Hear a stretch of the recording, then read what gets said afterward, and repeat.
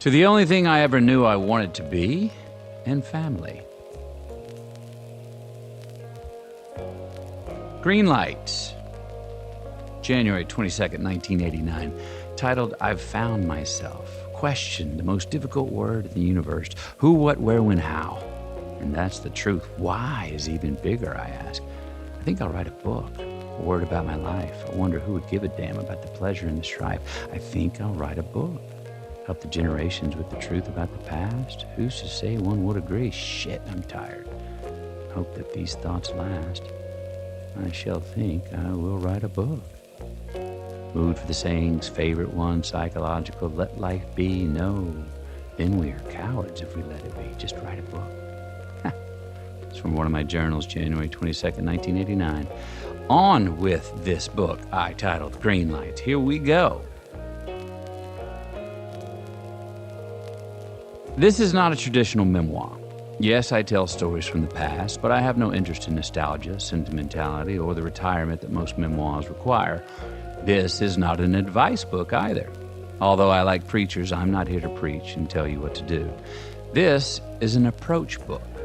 I'm here to share stories, insights, and philosophies that can be objectively understood, and if you choose, subjectively adopted, by either changing your reality or changing how you see it. This is a playbook based on adventures in my life. Adventures that have been significant, enlightening, and funny, sometimes because they were meant to be, but mostly because they did not try to be. Look, I'm an optimist by nature, and humor has been one of my great teachers. It has helped me deal with pain, loss, and lack of trust. I am not perfect. No, I step in shit all the time and recognize it when I do. I've just learned how to scrape it off my boots and carry on. Because we all step in shit from time to time. We hit roadblocks, we fuck up, we get fucked, we get sick, we don't get what we want. We cross thousands of could-have-done betters and wish that wouldn't have happened in life. Stepping in shit is inevitable. So let's either see it as good luck or figure out how to do it less often. To life. I've been in this life for 50 years, trying to work out its riddle for 42 and keeping diaries of clues to that riddle for the last 35. Notes about successes and failures, joys and sorrows, things that made me marvel and things that made me laugh out loud. 35 years of realizing, remembering, recognizing, gathering, and jotting down what has moved me or turned me on along the way. How to be fair, how to have less stress, how to have fun, how to hurt people less, how to get hurt less, how to be a good man, how to get what I want, how to have meaning in life, how to be more me. Now, I never wrote these things down to remember. I always wrote things down so I could forget. The idea of revisiting my life in musings was a daunting one. I wasn't sure if I'd enjoy the company. Recently, I worked up the courage to sit down with those diaries and have a look at the 35 years of writing about who I've been over the last 50. And you know what? I enjoyed myself more than I thought I would. I laughed, I cried, I realized I had remembered more than I expected and forgot less. What did I find?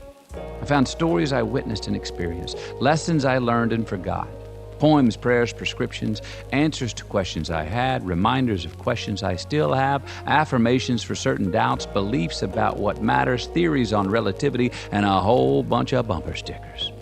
I found consistent ways that I approached life that gave me more satisfaction at the time and still. I found a reliable theme.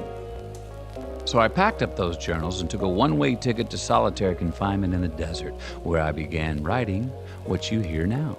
An album, a record, a story of my life so far. Things I witnessed, dreamed, chased, gave, and received.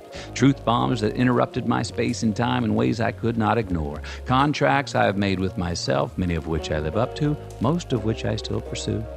These are my sights and scenes, felt and figured out, cools and shamefuls, graces, truths, and beauties of brutality, initiations, invitations, calibrations, and graduations, getting away with, getting caught, and getting wet, trying to dance between the raindrops.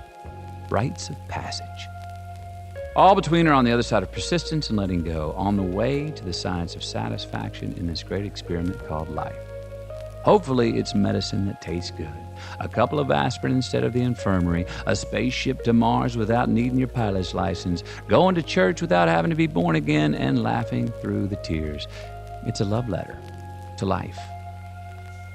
Now, speaking of bumper stickers, I have always loved bumper stickers. So much so that I've stuck bumper to sticker and made them one word, bumper sticker. They're lyrics, one-liners, quick hitters, unobtrusive personal preferences that people publicly express. They're cheap and they're fun. They don't have to be politically correct because, well, they're just bumper stickers. From the font they're in, to the color scheme, to the word or words they say, a bumper sticker tells you a lot about the person behind the wheel in front of you.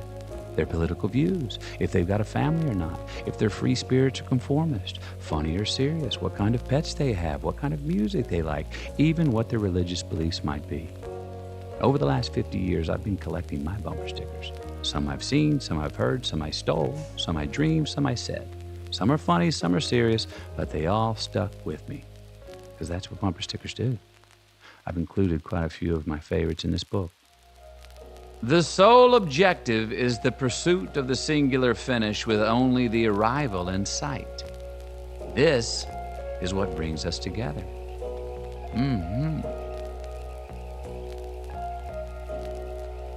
Sometimes you gotta go back to go forward. And I don't mean going back to reminisce or chase ghosts. I mean go back to see where you came from, where you've been, how you got here. That's me from a Lincoln ad in 2014. You might remember that one. It got parodied quite a bit. Sold a lot of cars, too. So, how did I get here? Well, I've earned a few scars getting through this rodeo of humanity. I've been good at it, I've been not so good at it, and ultimately I've found some pleasure in all of it, either way. Here are some facts about me to help set the table. I am the youngest brother of 3 and the son of parents who were twice divorced and thrice married to each other. We grew up saying, "I love you" to each other. We meant it. I got whipped until my butt bled for putting on a Cracker Jack tattoo when I was 10 years old. When I first threatened to run away from home, my parents packed my bags for me. My dad wasn't there the day I was born. He called my mom and said, "Only thing I have to say is if it's a boy, don't name him Kelly." The only thing I ever knew I wanted to be in life was a father.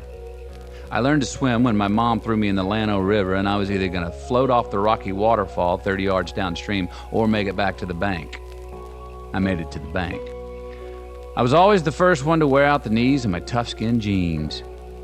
For 2 years, I led the under-12 soccer league in red cards as a goalie. When I kept whining about my lone pair of tennis shoes being old and out of fashion, my mom told me, "Keep griping, and I'll take you to meet the boy with no feet." I was blackmailed into having sex for the first time when I was 15.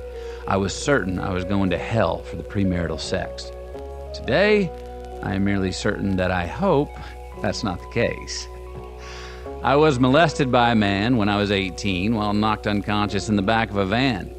I've done peyote in Real de 14, Mexico in a cage with a mountain lion. I've had 78 stitches sewn into my forehead by a veterinarian.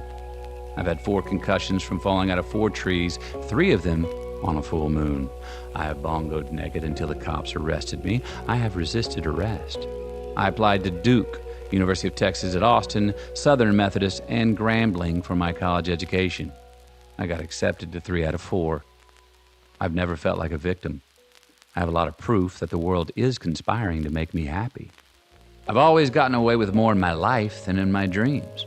I've had many people give me poems that I did not know I wrote. I've been naive, evil, and a cynic, but I am most fearless in my belief of my and mankind's benevolence and the common denominator of the values among us. I believe the truth is only offensive when we're lying. I was raised on existential outlaw logic, a carnation of malaprops, full of fictitious physics.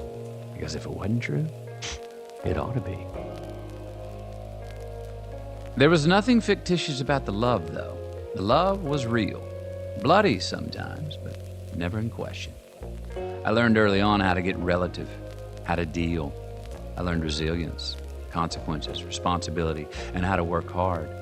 I learned how to love, laugh, forgive, forget, play, and pray. I learned how to hustle, sell, charm, turn a tide, make a downfall, my upfall, and spin a yarn. I learned how to navigate highs and lows, hugs and blows, assets and deficits, love songs and epithets, especially when faced with the inevitable. This is a story about getting relative with the inevitable. This is a story about green lights. The arrival is inevitable. Death. A unanimous end, a unified destination, a noun without regard, our eulogy written and lived. The approach is relative. Life, a singular procession, our personal journey, a verb with regard, our resume, write it, live it. This is the first 50 years of my life, of my resume so far, on the way to my eulogy.